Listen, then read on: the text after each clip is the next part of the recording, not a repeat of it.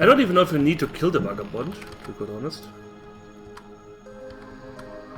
Oh, still have plenty of time on the thing.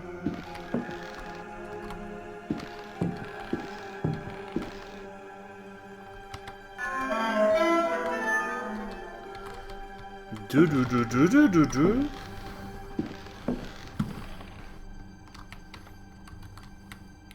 Oh god, there will be a lot of reading now. Oh well, at least the the voice acting is funny. That's something.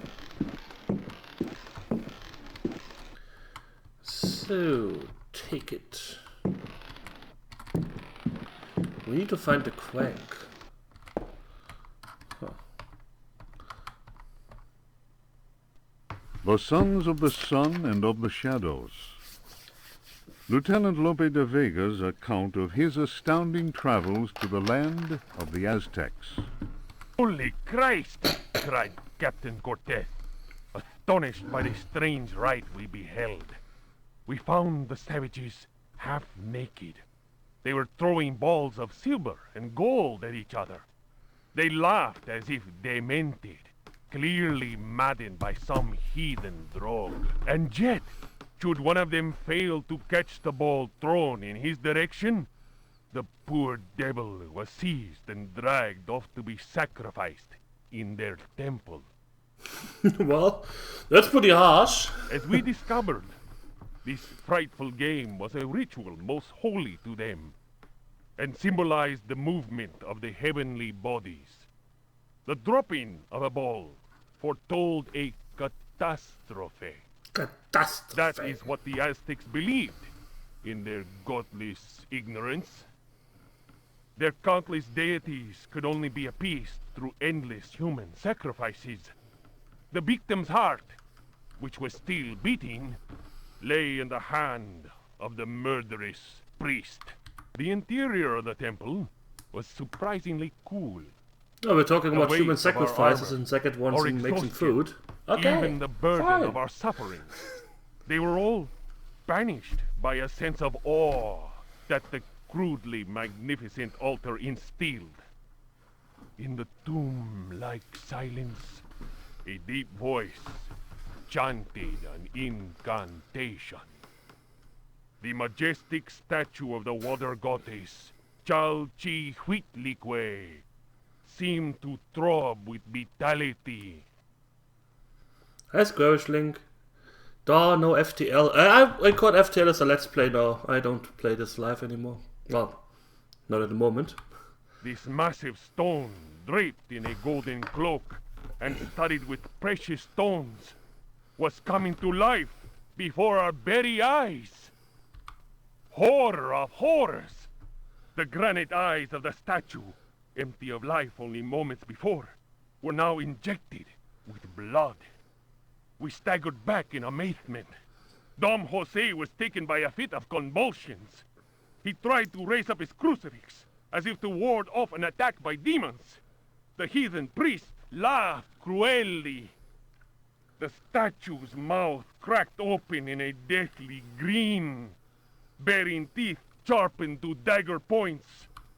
Captain Cortez cried, "Attack!" But it was no use. We were glued to the spot. First, we were unable to move.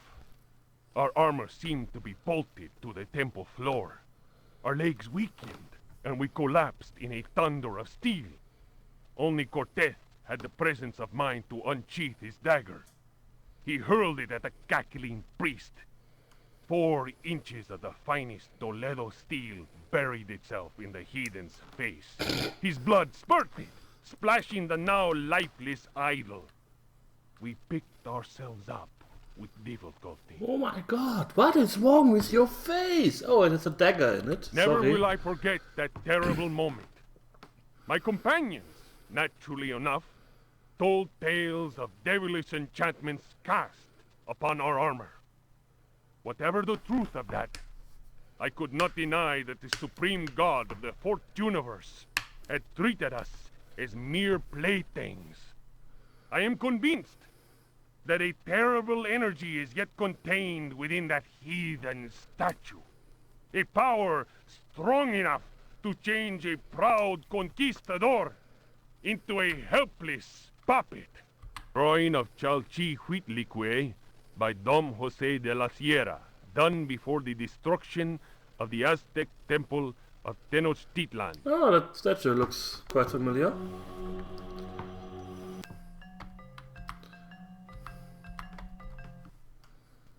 If Rocks Could Talk, or The Story of a Louisiana Plantation by the Marquise de Chamfray. After the criminal selling off of Florida by the foul usurper, my father elected to remain in this inhospitable land, where we were free at least to express our royalist feelings, and hope our country would come to its senses.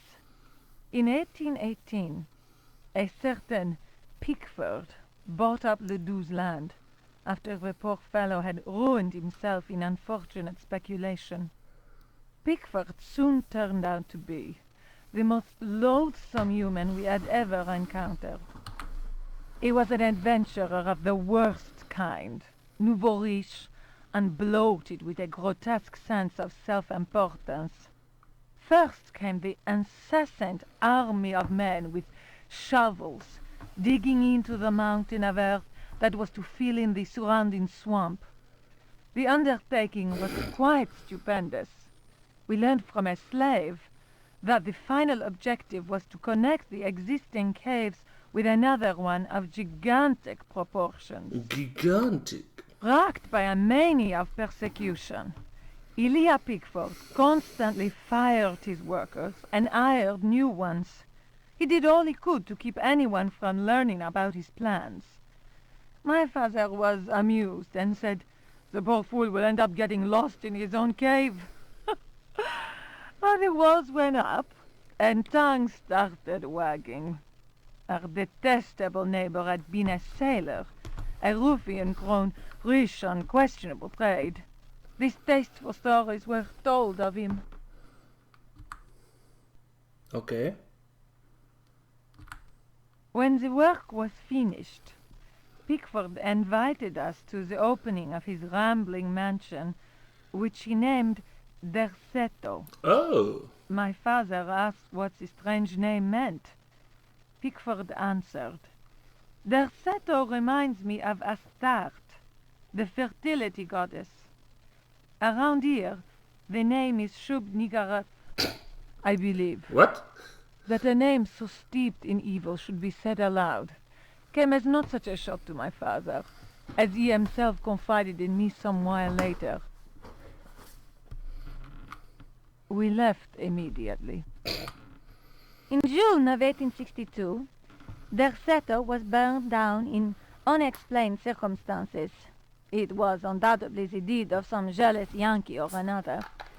It was amazing to watch the servants rushing into the flames to try and save their bullet-riddled master. After that terrible night, Derceto fell into ruin. Its blackened walls were soon overgrown, as human-built works always are, by ever-present nature. In 1875, the property was eventually bought by a gentleman whose name was Howard Artwood. Oh. I was sorry that my father, who delighted in fine conversation, was no longer alive to enjoy the company of this new neighbor. Learned and well-versed in history, he had made a particular study of piracy. It was Artwood who told me that Pickford had commanded a ship that flew the flag of piracy. That explained the scoundrel's great wealth. Artwood was fascinated by Pickford and undertook a great deal of research in an attempt to find some treasures that he was convinced the pirate had hidden. He went through the ruins inch by inch. He then had the burnt-out house rebuilt exactly as it had been, and refurbished the library that had miraculously escaped the flames on the night of the Great Fire. Artwood set about studying every volume in that library, and often talked to me of his research. He was a handsome widower, deeply attached to his son Jeremy, who was later to become a professional artist. Artwood worked incessantly, first from the room I offered him, then from his own freshly restored home, which he rebaptized Derceto. I imagine he hoped to enlist the help of the god of good fortune in his treasure hunt. As far as I have ever been able to tell, all his searching came to nothing. There were no lost treasure to be found at Derceto. I learned of Artwood's death while I was in Paris. But that, as they say, is another story. Okay.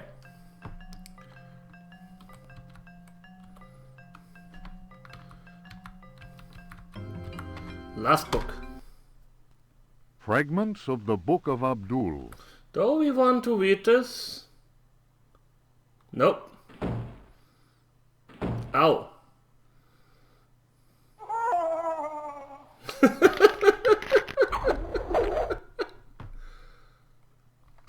Okay. Didn't kill me.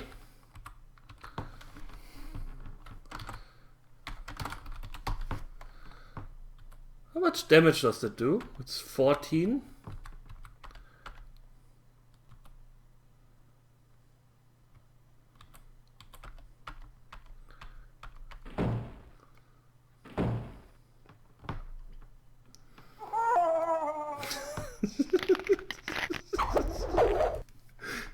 Nine! Holy shit, that does a lot of damage.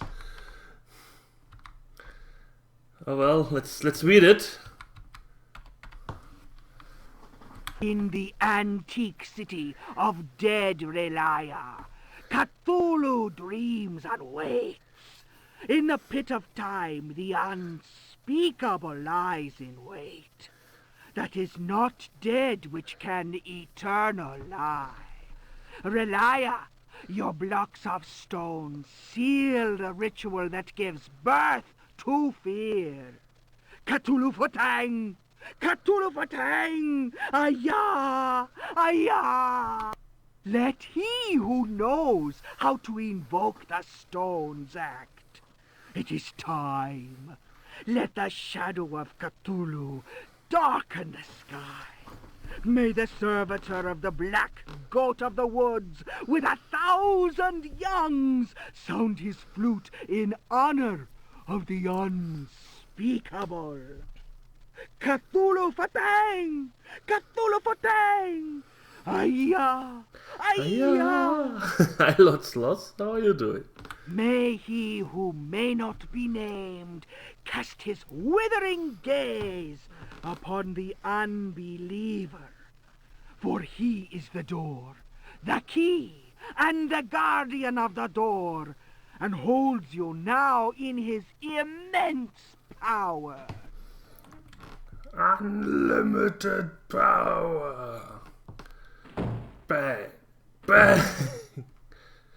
No. Ah, wonderful. Okay.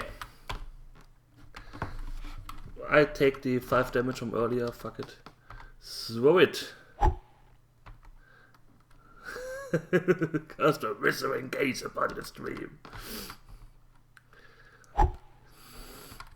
Guess I have to play the Dragonlance series. A talisman, the sacrificial. A parchment I didn't read. The Book of Yael. Signs of Stone. Eucharistic Rituals of Forbidden Cults. Texts collated by Monsignor Vacher, legate in the Curia of the Vatican. Numerous devilish cults speak of monstrous creatures called the Old Ones. These supernatural beings are believed to be possessed of powers equivalent to those of the gods of antique religions. Adepts of such cults refer to forbidden literature in order to cause these frightful entities to appear before them. What serious student of folk myths